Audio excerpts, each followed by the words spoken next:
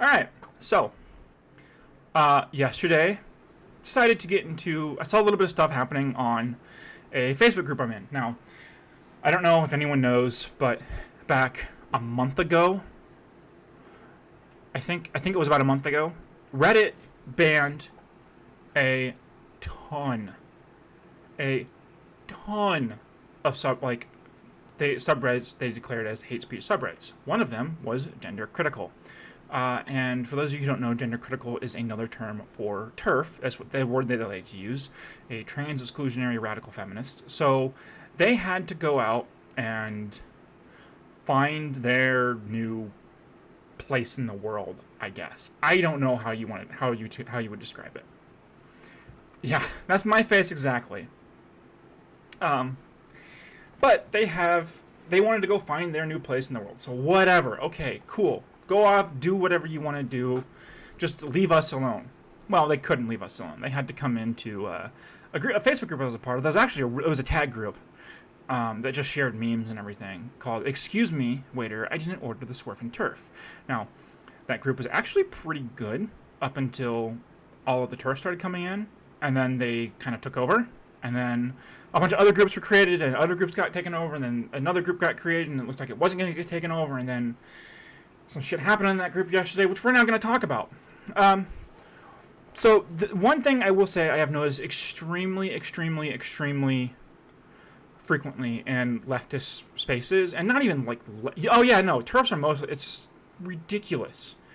Like the entire island of Britain is just like, what the fuck's going on with you guys?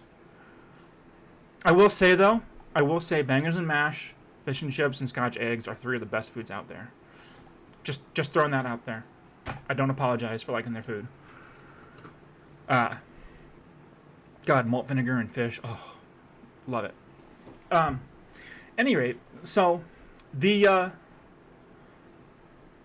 don't know if they're mostly British, but they're kind of like right in that middle. Yeah, it is, but we gotta. Britain gets a place in the conversation. I know we have to let everyone come to the table. I mean, granted, they're at the kiddie table. They're at the they're at the table that we put all the other, childless countries, America, Great Britain. God, talk about pulling out of the UN. Holy shit. No, it's how when you go to like Christmas dinner and they have like, here's the adult table where we're getting all of like the nice fancy food, and then you have like the kids table that's like the card table that your grandma pulls out that has like the one wobbly leg. Oh, I just mean like they get a place at the giant political table, but they like in the discussion of international politics, but they're at the kids table in the international politics. We let them come, but we kind of pull them off to the side. Ain't nothing we can do about them. Any rate, so I started getting into a little bit of a conversation and a discussion about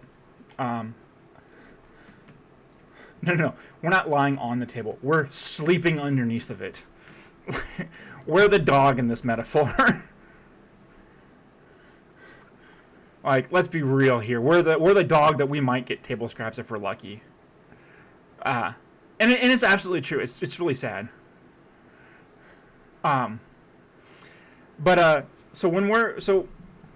this conversation was being proposed about how swerfs and sex work was being talked about, and how basically now there's a term called Marxist feminists. First of all, Marxist feminists, I don't know exactly what that's supposed to mean. Is that supposed to mean like you're feminist, but you're for the workers owning, sex work, or what are you even getting at here? But they're using it as a derogative term to basically say sex work isn't work. Now, which is absolutely untrue. Sex work absolutely is work. But there's a conversation happening within it that I think needs to have a little bit of clarity. Excuse me, because I believe it's worth having the clarity, and I believe that it can only help better derive and better focus our understanding of the issues and of the subjects if we understand the full picture. And specifically, the picture is around decriminalization and legalization. Now, a lot of people will correctly say that decriminalization is, in their experience, the better option. And I'm not saying that. First of all, I want to say that I don't actually think decriminalization is the better option, because decriminalization still means something's legal. But they're saying this out of a sense of seeing what happens when legalization goes through in other countries. And I fully understand this point. I fully understand where they're coming from here, and I sympathize. I 100% agree that what these people are saying is correct. Places like the UK and Germany, where sex work is legal, it is absolutely atrocious. It's driving more people underground than it is. It's antithetical to, or it's not antithetical. It's basically it doesn't help the people who are involved in sex work at all. It actually hurts them by far more. And so they're saying that because of what we've seen, that's what's going to happen everywhere. Now, again, as I've discussed, that's a false equivalent, because just because that's how it happens over here doesn't mean that's how it's going to happen all over the place. Now, it may be the case, but we don't know. I don't know. I can't tell you for sure that is what's going to happen all over the place. I can tell you that that's not what should happen. So I wanted to take a minute and talk about this through a lens of another problem that the world's faced, called, and we all know what this is. We all know where this is going. The war on drugs. We have seen other countries. Historically, you know that once you ban something, you create a black market for it. I timed you out for talking about bombing the Middle East, because I don't, like, even if you're, I know Biden doesn't want to do that. I know Obama doesn't want to do that. I know Trump doesn't want to do that. We're not doing that here.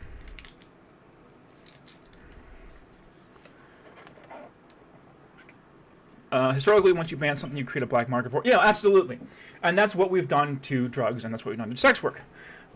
So that's where this kind of thing is. And so basically you move something away from the legality. Because you were talking about it, and that's why I banned you. Like, I don't fuck with Twitch TOS. It's against Twitch TOS. I don't fuck with that. So when we talk about what this means and how all this plays down and how all this works out, is we look through this and we say, okay, we've made it illegal. It is prosecutable. People can't come to police should there be an issue that happens.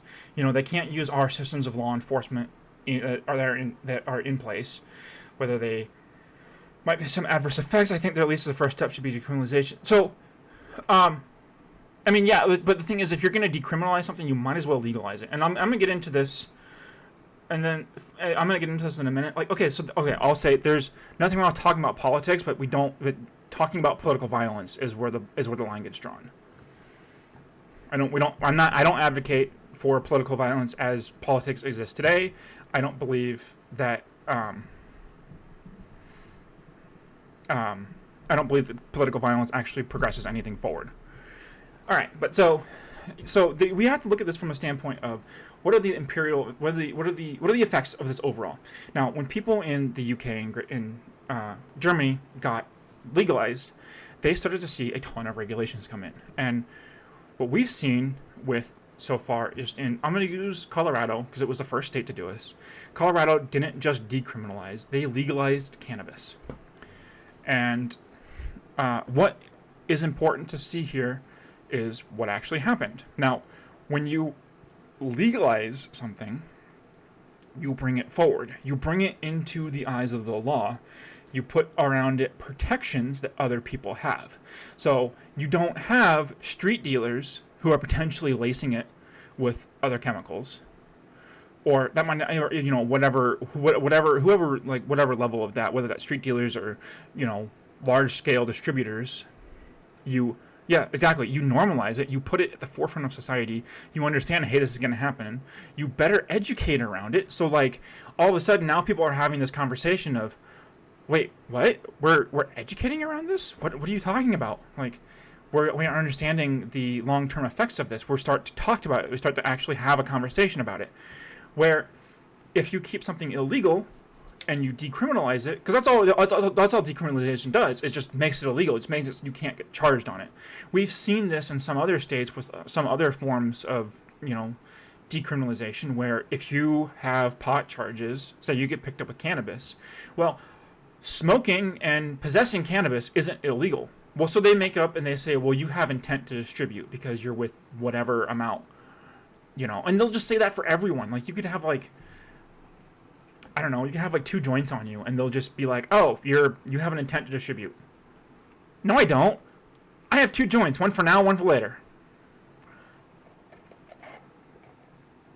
Sorry, officer, do you only smoke one? I feel very hypocritical. No. This is not hypocritical. Do you want me to you only smoke one joint when you go out and you get high? I like my Taco Bell. I like my donuts. I like sitting back and relaxing in a couch. I smoke 2. I smoke 2 when I get high. Because that's how I like it. That's how I go, But they'll pull you over and they'll say you have an intent to distribute. And that's what happens. They trump you up on other charges, or they pull you over for other things, and then they say other things as to this. And that's what we've seen with decriminalization, which we haven't seen in states that have legalized it, because now they can't charge you for it. Now they can't charge you for possession. Now they can't charge you for selling. It helps. Now, there is another conversation around this, and that is the gentrification of these industries, but that's another problem. That's another conversation. So what I wanted to do, I wanted to kind of draw this to here's something I thought about. I'm pro legalizing all drugs, be sold responsibly and licensed distributors. What do you think the success is hinges on whether people... So I think that legalizing drugs is a good thing. I think we absolutely should do that. Excuse me. I think what we sell, like what we're actually allowing people to sell and licensing to sell, is that, like, I don't necessarily think we'd be like, hey, yeah, hey, do you want some meth? Come on down to the meth store. Like, I think the problem with that is, like, we know that that's a huge terrible thing, but when we're, like, doing stuff like marijuana, mushrooms and stuff like that, those are all very natural things. That's all natural chemicals. Well, I mean, no, yeah, we absolutely did. We used to sell cocaine by the bottle. But the point is like, like, the question is, should we be, encouraging that behavior? And I'm not saying that we should be encouraging it, but definitely legalizing it and opening the conversation encourages people to get help. Like, because I don't necessarily think being on heroin or cocaine or anything like that is good for you. I think it has more harm. I think that as a person, you could probably make that decision, but I don't know if that's something that we should be, like, encouraging, if you would. Like, offer up ways for ways for people to get help and legalize it, so that way they're not coming through and alcohol is highly addictive. So are cigarettes, but I mean that's also not really in this conversation. But the big thing here is that when we're looking at this and we're understanding all of this, and we're trying to understand what the ramifications for everything are, is we have to understand and we have to kind of take into a context to realize that what's happening and the way that things are happening. People do what... Well, yeah, of course people are going to do what they want. But, like, we shouldn't be punishing them for doing that, and instead we need to be encouraging them to get clean. That's the whole point of legalizing it. Like, if we're legalizing methamphetamines or heroin, what we're offering them a way to be clean. That's the whole point of the argument. So anyway, so what I wanted to bring this into was a comparison of legalization versus decriminalization, what that means, and why legalization isn't actually a problem. Now, a lot of pro-sex work organizations and advocacy groups will tell you that they don't want legalization, and they don't want legalization for very good reasons. Like I said, in Germany, it's actually forcing people back into the underground and back into illegal because there's a large problem with the way that they operate there. And I don't want that. I don't want sex workers to be forced underground. I don't want, people who provide service, like that is actually a necessary service to society. Believe it or not, there's a lot of people who pay for sex. That's fine. Cool. Go ahead. But we shouldn't be putting those people at risk. We should be allowing the people who offer that service a safe way to do it, a way to do it legally, a way to do it that they can have, basically empowering them to empower themselves. And what does that look like? A lot of people right now said that's decriminalization. Now, the reason why decriminalization is bad, and we're going to pull up paint for this one. Well, right now, people who have paid for sex go to jail. And that's the problem. But we're going to pull up paint again for this one because it's important. So we're going to say on banning sex workers. Yeah, oh, no, absolutely.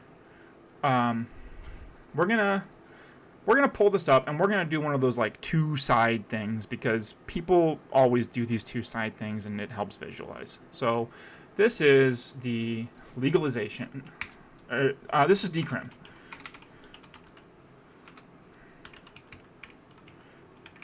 This is the legalization. Now, I'm going to be drawing some comparisons with this between if it makes selling women legal, then people... No. You're not selling women. Women are offering up... It's not even just women. Men are sex workers too. Are men not sex workers? Am I getting this wrong? Do people not like to have sex with men? And it's not people are selling women. Yes, exactly. You have no protections. And that's the problem with decriminalization. Decriminalization means that if you were to go to a police officer, I need to do my pencil here. This is going to be like the most accurate drawing of a police officer ever. I have a little circle for a head, and they're going to have one of those funky little hats.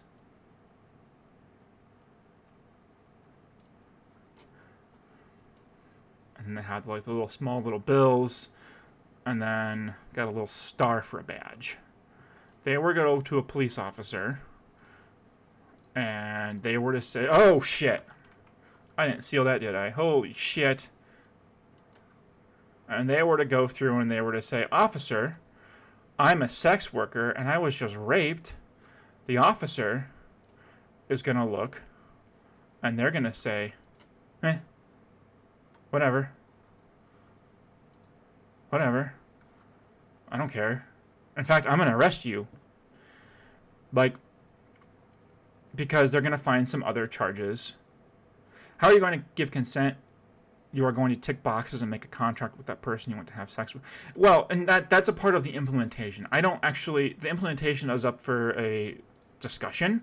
I'm willing to have that conversation, but I'm mostly talking the difference between decriminalization and legalization right here.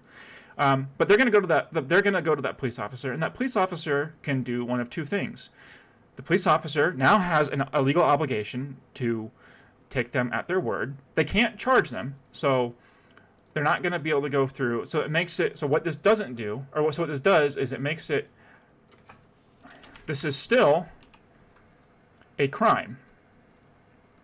It absolutely is a crime. Sex work under this situation would still be a crime. However,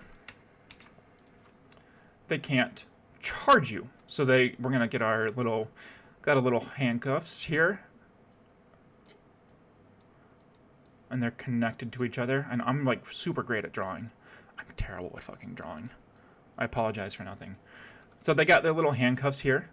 What this means is that they cannot charge you. So they can't charge you for this crime. But it's still a crime. It is still a crime. Well, yeah, but and then there's a difference. Yes, absolutely. However, that's why you draw borders and you draw consent. It's not like it's going to be the exact same way, but it will be. It needs to operate in a similar manner, and I'll get into that in a minute. Because sex work actually already has pretty good guidelines for operation and how sex work works. We already know this stuff. It already has a lot of the how you do things and all that matters. The thing is, it's not legal. Decriminalization means if you come to the officer, he's going to say, well, this is not a crime. However, this is still a crime. However, I'm not going to arrest you, but I can find some other charges.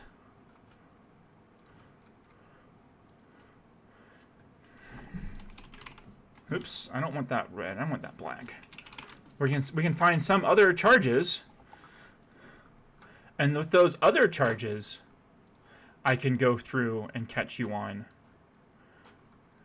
And I can say, you know what? I don't like sex work as a police officer. Those other charges will get you off the street for a night. And get you in jail. And then you'll get charged with something and you have a ton of problems. One of the big things that ultimately this leads to is this leads to an unknowingness of sexual partners. So, say I solicit someone to have sex with, or someone solicits me to have sex with, and we agree, and we're, you know how pimp brains... No, that's not how that works. The people who are offering sexual services up, they stand outside. The pimp, you don't like go talk to a pimp and be like, oh, hey, I want to, excuse me, one sex, please. Like, that's not how that happens. Like, that's not how, it's not like you just go up to a pimp and you're like, yeah, I want to have a sex. I need a sex. And the pimp's like, oh, you need a sex? Well, I have a sex that I can give to you, and pulls that one out and says, here, you can have sex. That's not how that works. Typically, they're operating independently. And even then, there's people who operate online who operate independently, like OnlyFans and stuff like that, or cam girls, you know, and a lot of that is actually illegal. Believe it or not, that's actually a crime.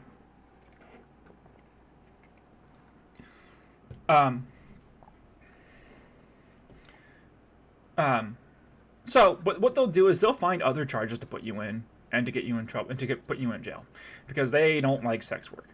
This also means that things like STIs, you're under no obligation to inform.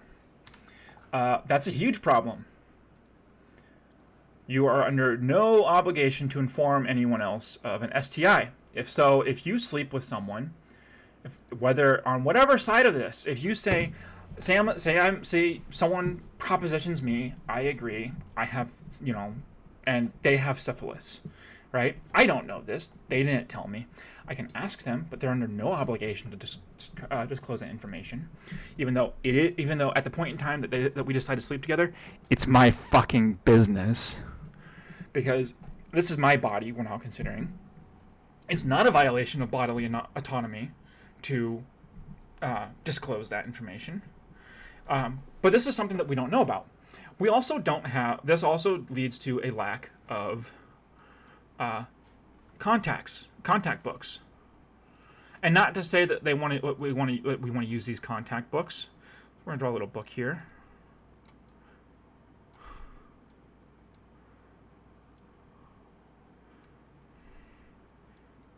So here's this little book of contacts. You know, like put a C on the front.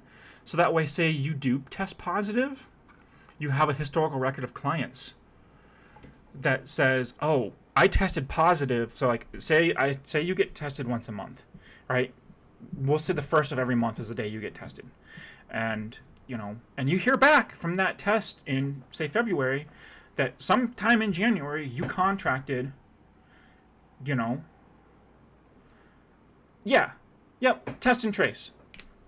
And we have the ability to do this, but right now it's so rampant because we don't actually have something like this. You don't have something in place, you know, you see these, and this is an issue where you don't have an ability to notify people that their health may be compromised. I'm actually going to double circle around this STIs because this is important. This is really important. But yeah, you don't have a way to notify people, hey, look, we slept together. You might want to get tested.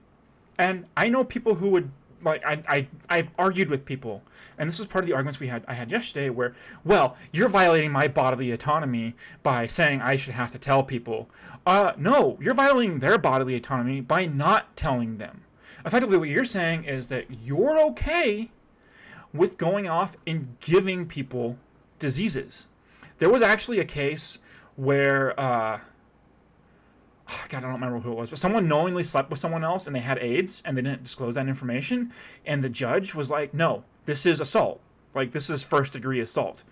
And they got tried on for it and they got put in jail for like 20 years because they didn't disclose this information. It's very, very, very important that you disclose this information. It's absolutely massive. So while decriminalization means that you don't have people getting forced underground and means that, you know, you can start to be in the legal light of things, you run the risk. Oh, another huge risk you run, and as much as I don't like this, it is a risk, and so I'm going to be putting it out there, but you don't have let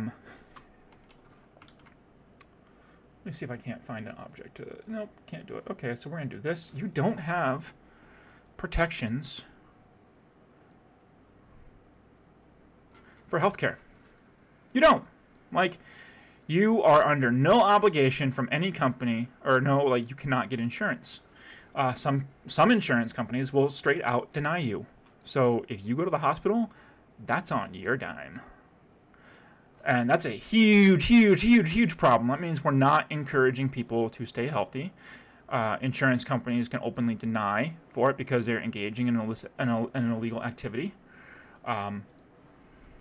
They can come through and they can say, well, we don't like the fact that you're doing this. You don't have access, you know. So, like, then, you know, like, doctors technically can't deny you care, but it does become more complicated. And then, of course, there is the other issue of money. They do not pay taxes. And not that I'm saying, like, so I will say I actually like the idea of taxes because it contributes to positively to our society. But you're not contributing taxes, which means you're not getting things like unemployment benefits. You're not going to be able to get things like Social Security as you get older because you didn't pay into those systems. And that's a huge problem for a lot of people. Like, I know people who worked under the table. They had no job above the table. And they went through and they said now they're retirement age and they're not getting Social Security. They don't have a 401k. They don't have any money to fall back on. And I understand a lot of people, like, and I'm trying to narrow this down to sex work, and, you know, I'm going to put in the drug argument too. I understand a lot of people who, you know, sell drugs think of it only as a short-term endeavor. But the issue is that's not always the case. It's not going to be a short-term endeavor, like, for some. Sometimes it's a lifetime thing. So you run into a lot of these problems when you just look at decriminalization and you don't look at legalization, because there absolutely, oh yeah, I know, absolutely. We should be giving immigrants, like, at least tax ID numbers, like, at least tax ID numbers and Social Security numbers. Like, I'm sorry, they're actively contributing to our society. They probably contribute more than a lot of other low-income classes.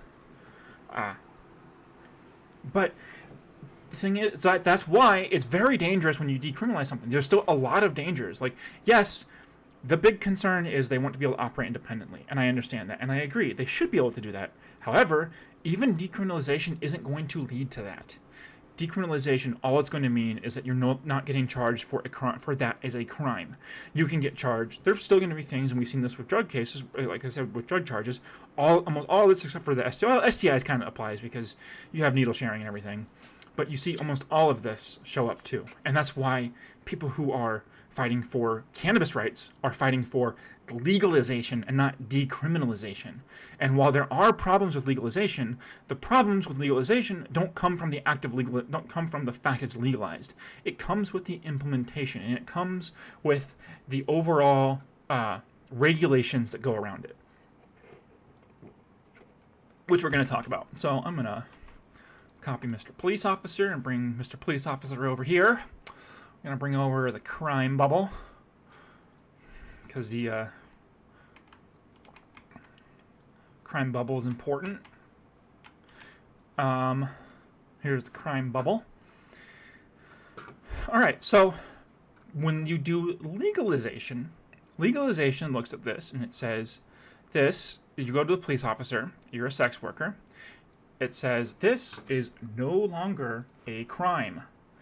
So I can't come and give you trumped up charges. I can't find a way to charge you for something that you're innocent of because this is not a crime. And doing so is a degradation of your rights, which means ostensibly you don't have. Ooh, nope. I want my select tool, which means you don't get arrested for it, which is good, which means you don't go to jail for anything, not even other charges. So when you bring into the light of legalization, this is now not the process that happens. This does not occur. It's important to know that. It's important to understand that fact because you don't have to worry. You can now use legally implemented systems to do this. The big thing here that people are saying legalization is bad is in the implementation of this, and that's things like regulations. There are important regulations to have.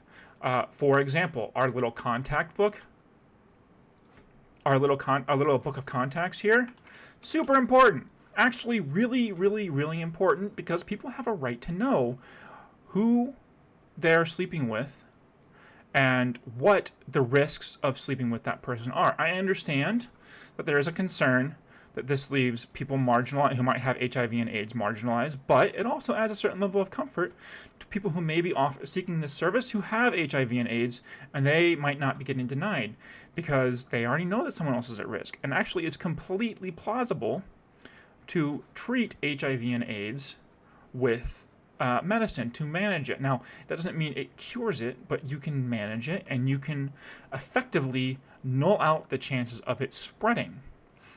You can go through and you can start to say, okay, look, I understand the risk. I understand what I need to do. It's basically practicing safe sex can easily make it non-transferable. That doesn't make it down to zero, but it does get rid of like 99.9% of the risk. And so yeah, there's a huge deal with that. You know who you're sleeping with. You can go through and track who all of you slept with in the last month. And so when you're letting people know, hey, you need to get tested, because that's absolutely something you have that you are responsible for. I'm sorry, but when you bring someone else's health into the picture, if you know something that could negatively impact their health, you are legally responsible to tell them, because withholding that information is characterized as assault, or giving it to them, or doing something like that without their consent or their knowledge is absolutely characterized as assault. You also have access to the most wonderful thing of, I want to turn my fill on. You now have easy access to one of the greatest inventions in history of medicine. You now, not to say that you would get turned down prior, but now you don't have to worry about, you can get insurance. You can not have to pay out of pocket every time you go to see a doctor. You now have a lot of backing. You now have power. You now have a lot more control. You have a lot more of this stuff. You are also paying taxes. As I discussed before, you're paying taxes, which means you get Social Security. You also make more money because a lot of people don't take advantage of paid sex because it's illegal and they don't want to get arrested. So you're opening up this industry to a ton more clientele and people who are way more willing. It's like why strip clubs are so popular, because it doesn't risk them. They don't risk going to jail. So you'll end up making more money. It's huge. It's absolutely insane. You no longer have to worry about an STI because the people you're having sex with, they know they have to tell. You have to inform. We're going to see a lowered risk of STIs, and that's absolutely huge, because if we're lowering the risk of STI, we're effectively lowering it as a community. we're lowering it as a group of, as a whole group. Like, it's super important. Like, it's super important that we understand this and we draw this, like, conclusion to say that this is a super, super good thing to do, that we're lowering STIs, because then you don't have someone who's, running the risk. You now have responsibility. You now have, safe and easy.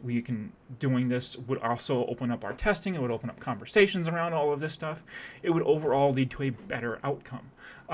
There's a lot of other things that happen. Like, you have protections. You can unionize. Like, so you and... I'm going to make a little person here. You can now unionize with a bunch of people. If I can... So here's a person. You can now unionize. You now have a collective say in your job. Oh my God, that's a huge thing. Like, are you kidding me? That's massive. Unionization is super important. Like, there's a reason people fight so hard for union rights, because union rights are massively important. You can unionize and you can make your work environment safer and more productive for all involved. You can go through and you can start demanding regulations. You can go through and collectively get a lawyer. A union is a powerful tool. If I'm in a group of people and that people decides that they want to unionize, I might not be able to afford a legal counselor on my own. I might not be able to afford someone to advocate for me legally in a court or in like Congress or something on my own. But as the union, you can. You have power. So that's super hugely important. You have the ability to work either on your own or with other people. Like, and this kind of boils down to implementation.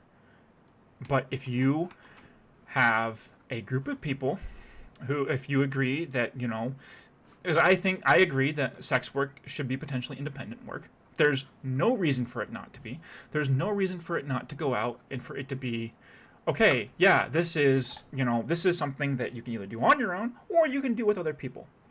There's not a problem with that. No, sex work should not be illegal. By making sex work illegal, you are endangering so many people. Sex work is one of the largest industries on the planet, and it almost entirely operates underground. So, making sex work illegal is actively harming millions of people. People who would both partake in it by offering services and people who consume services. It's massively important that we understand from what? You don't save million. Are you talking about trafficking? Because trafficking goes down if we legalize sex work. We have seen data and studies on this. Now, one thing that we also have seen is you can operate either alone. You don't need a pimp. Or you can operate as a group. You can take your group that you're unionizing with, or, maybe you're not unionizing with all of them, and you can operate together. Now, there is problems with some forms of legalization, and I will talk about those, but for a lot of this is super major and super important, because allowing this to be legalized and not just decriminalized also enforces a conversation to happen at every level of our society. It forces us to talk about safe sex in schools. It forces us to make people understand that there are consequences and there are outcomes for the choices. You have to. Oh, one other huge thing is you now bring into this a conversation on safe sex, which is a huge part of this, that not all people who participate in sex work actively engage in. Some people don't like talking about safe sex because they see it violates some sort of right of theirs. But again, again, if you're not talking about this, you're running huge risks. Like, you're running a massive risk. So you see safe sex increase. You see it go up. Oh my God, you see it go up in the industry. You don't have people who go through and want to find, like people who offer up themselves for sex and try and get them pregnant, or you don't have people who offer up themselves for sex just to get pregnant and to take advantage of other people. Like, you don't have that, and that's important to realize that by doing this, you massively increase the discussion around safe sex. You make safe sex a much more important thing in this industry. You lower the risk of getting STIs. You don't have, like, you basically, by bringing all of this information to the forefront and by bringing all of it forward, it's so important. Why would what be illegal? Are you talking about the use of safe sex? It's not that it's illegal, it's that people don't talk about it. Like, a lot of, if you ever proposition someone now, they're not going to be, they are not under any obligation to discern with you whether they have an STI or whether they are taking birth control or practicing safe sex. Oh, yeah, I have no idea why they think so. But it's super important we understand that. Actually, my camera's kind of covering this up here. So I'm going to come over here so you can see, yeah, right down here. You increase the use of, I'm actually going to do one of these here. You increase the use of safe sex. You see a drastic rise in safe sex. It's super important that we do this because it's super important that as a society we understand what we're doing and we understand the effects and actions that's going to take. It's because it is your responsibility if you are having sex with someone to disclose these things. And I know a lot of people, and eventually when I put this on YouTube, this is really going to piss some people off. I know that, and I am ready for it. Like, listen, you really want to come at me with this? Fucking come at me with this. We'll have this conversation. We'll have this talk. But the point is important, and the point is there, that it's massively important that when we do this, when we legalize it, we put this a lot to the forefront that allows a lot of operations that are already in case for a lot of people to be available to sex workers. Now, the reason why people don't like the regulation, and the reason why regulation can be a bad thing, I'm going to do a new, we're going to clear all this out. And we're going to talk about this question here. Regulation. Regulation. Why is this a bad thing? Regulation will mean a couple of things. So regulation can lead to mandatory registration. That's a problem. Because this isn't necessarily something that you should have to register for. This is something that everyone has the capacity to partake in. Why would we ever have to register this? That's why it's going downhill in Germany. So this is a bad thing. I don't want this. I don't like registration. Registration is bad. No, Daddy, we're not registering this. Let sex workers operate in peace. Another big problem is limited activity spaces. I'm going to use I'm going to use this upper arrow. Well, no, I mean, registration isn't necessary if you plan to collect taxes, because the reason why you don't need registration if you're planning to collect taxes is because by allowing it to be in the open, like, it's just like you don't need to register if you're collecting taxes. Like, okay, so I write software for a living. I don't need to register with the government as a software engineer to pay taxes. Like, registration by this would mean you need you would need like permits. You would need some sort of like legal cases and guidelines to be like, oh yes, the government says I can operate as a sex worker. We say that for some jobs because there is an inherent risk to that, like HVAC professionals, you have to get a license for, but because that can blow up a house.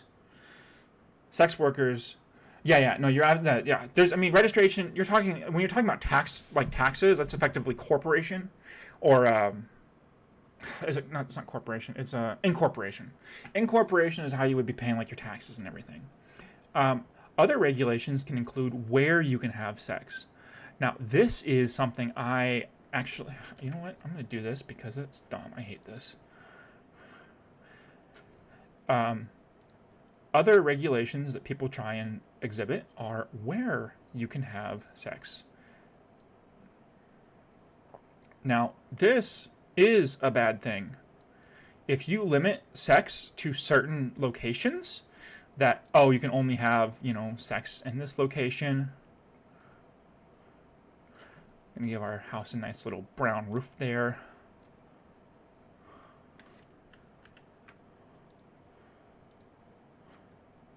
Whatever. Let me get this paintbrush out. I want to make that black. Good. Okay. Now we're gonna give it a nice little brown roof. I'm gonna put some windows on there. Maybe a oh my god, no. Now, if you limit where people can have sex, you are going to come into some problems. Happy little door. Yay, happy little door.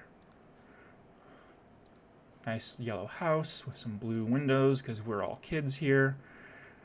And then, of course, we're going to have a red door. Every good house has a red door, isn't that right? Yeah, I mean, that would go along with public indecency laws. Like, you can't be like, oh, I'm going to go have sex in the middle of a park. I mean, that's already illegal. And so people aren't going to be like, yeah, let's go have sex in the middle of a park. Like, that definitely is something that, we've kind of already agreed upon is illegal. But, like, if you want to have sex with someone in a hotel, okay. If you want to have sex with someone in a house, okay. If you want to have sex with someone in your apartment, okay. That doesn't bother me. But the thing that people will be getting at with this is that they will see this as, oh, you're limiting. The people will tend to see this as, yes. So if you have to have, say, like a certain building that, like, this place is where basically where this operates, like, you can't do that because that is, well, I guess you could, but that is non-productive to their rights. So we're not going to so you should never regulate where they can and cannot work. We don't really do that with other jobs either.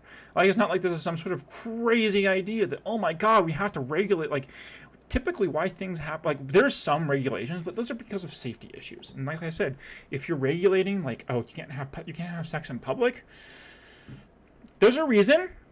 And it's mostly because that's your business and it's public decency laws. Now, I mean, if people want to walk around, I think that there should be an overall change in it, but I don't think actual full-on intercourse in public is good. People want to be topless. I don't give a shit, but I personally don't think I would want to, because there's obviously no one really needs to see that. Yeah. So you have different implementations of we shouldn't be registering. We shouldn't be reducing this to a certain place. You shouldn't have to have. Another thing is you shouldn't have to have a single individual in charge of multiple. This again kind of goes back to the pimps. How can I do? I'm gonna do this little bow tie. Make a green bow tie. I'm gonna throw this nice and solid. Getting a little star for the top. I'm having way too much fun just doing terrible drawings in paint.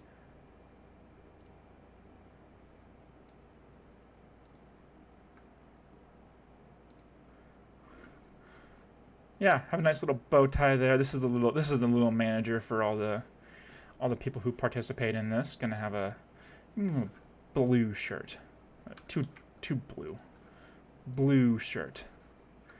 So, if this is another negative impact on regulation, because this says you need to have a single person, like a house mom, was what we would typically. Oh my God, no. Oh my God, no! I don't want any fill on that. I don't want to override our little. Well, I do want to override our little house person here, but we don't want someone to have to be in charge of them. We want them to be able to operate independently. This is a bad regulation. This is why. So these are all reasons why it's starting to lead bad in places that have legalized it. These are the arguments that they're using. Now, these arguments are valid. These are valid arguments. I don't want people to think that this isn't a valid way to talk, because it is. This absolutely does drive a conversation in a direction that we can understand and we can agree with.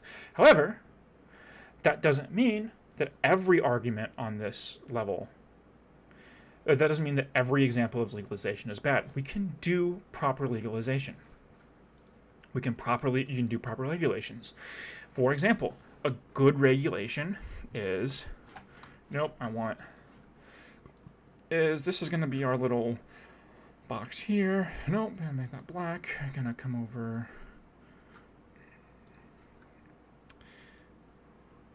I'm going to add this here like that. I'm going to fill it in nice and pretty. Get some white font.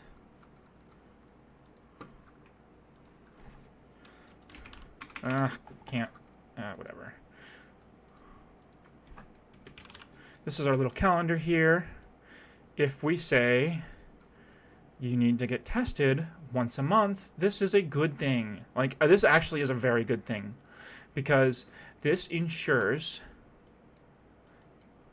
Jan 1. That's what it is. It's a little calendar. This is a really good thing. I'm going to outline this in green, because this ensures we are safely participating in the exchange of effectively bodily fluids. Like, that means that we understand that people who are partaking in this from both sides, this isn't just you getting tested, this is the people who are consuming it getting tested. If someone comes to you and they say you're an independent operation and you say you need to provide sources of testing for this, you can legally require that, and they can't say anything. Otherwise, they just don't. Like, when you're setting up all of this and you're organizing all of this, you set your own terms. Now, you can always say I don't care if my clients get tested, but you should yourself need to be tested. We can better enforce things such as birth control and safe sex, and make sure that we're not spreading, STIs. Like, that's a huge thing. There's no reason, there's no reason I can think of people to be against this. Like, it's just like, oh my God, because you're not risking yourself if you mandate that, you use STIs, or that you use safe sex and that you participate in safe sex. And even then, this is going to help the Overton window move this conversation forward into the direction that safe sex is necessary. Safe sex is a good thing. So basically the problem that people come into a lot of this is with the actual implementation of it. And I understand. I get it. I do. I really do. I get the fact that people don't like this being regulated because they feel it's kind of like their right to do. But however, legalizing it and regulating it makes it safe. Now, you need to understand that there is a difficulty in this, and it's not going to be a clean process, and you really, really, really need to fight tooth and nail for the right kind of regulations. But there are people who go out and they dogmatically say, if you're not listening to this, you're not listening to this, or you don't agree with me exactly the way I say it, then you're wrong. And it's like, this is part of the argument that I got into yesterday, where people were just like, well, you don't agree with me, so you're not listening to sex workers, and you're marginalizing us, and so you're wrong. First of all, they had no idea if I was a sex worker or I wasn't. And I was willing to have the conversation with them, but they weren't willing to have a conversation with me. All it was is them talking at me. And that doesn't provide any productivity for anyone. Like, I don't mind having a discussion, but when you're not willing to come to the table and discuss with me on these things that, I can empirically prove, I have evidence to show you this is why it's useful, that, this is why all of this happens. And in other countries, I'm right now, I'm also talking this mainly to the United States legal system, because in other countries the American legal is different from the American legal system, and there is a actual factual objective difference there, and it's important to understand that. It's important to understand that they don't have the same laws that we have. We don't have the same laws that they have, and we have to operate separately. We have to operate differently because of that. And it's really, really, really important that we recognize that. Really, really, really important that we get down to that level and we start to say, yeah, this makes sense. This is good. We know what we're doing. We know the outcome of this. We know the overall takeaway. So but these people were unwilling to have that conversation. And there's a lot of people out there that are unwilling to have that conversation.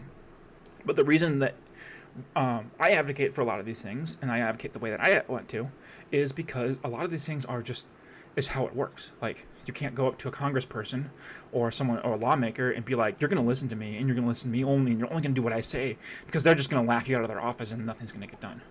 And then you're going to complain about nothing getting done and about how they're marginalized and all this other stuff, and it's just going to be a completely, wholly unproductive experience.